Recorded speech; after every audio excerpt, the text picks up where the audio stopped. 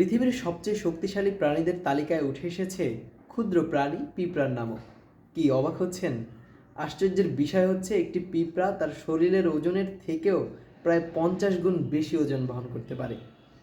আরও আশ্চর্যের বিষয় হচ্ছে পৃথিবীর সকল প্রাণীর কান থাকলেও পিঁপড়ার কোনো কান নেই। এছাড়াও পোকামাকড়ের মধ্যে পিঁপড়া এমন একটি প্রাণী যাদের মস্তিষ্ক সব থেকে বড়। পিঁপড়াদের মস্তিষ্কে প্রায় 2,50,000 কোষ রয়েছে। পৃথিবীর প্রায় সকল প্রাণীর পাকস্থলী একটি হলেও এই ছোট্ট পিঁপড়াদের পাকস্থলী রয়েছে 2টি। পিঁপড়াদের জীবন বৈচিত্র্যও বেশ অবাক করার মতো। পিঁপড়াদের মধ্যে মূলত 3 শ্রেণীর পিঁপড়া দেখা যায়: রানী পিঁপড়া, শ্রমিক পিঁপড়া এবং পুরুষ পিঁপড়া। কোনো পিঁপড়া শত্রুপক্ষ দ্বারা আক্রান্ত হলে সঙ্গে সঙ্গে সাহায্যের জন্য ছুটে আসে অসংখ্য পিঁপড়া। কিছু সেনা পিঁপড়া রয়েছে যারা সবসময় রানীকে পাহারা দিয়ে থাকেন। পবিত্র কোরআনুল কারিমে সূরা নামল তথা পিঁপড়া সম্পর্কেও একটি সূরা রয়েছে।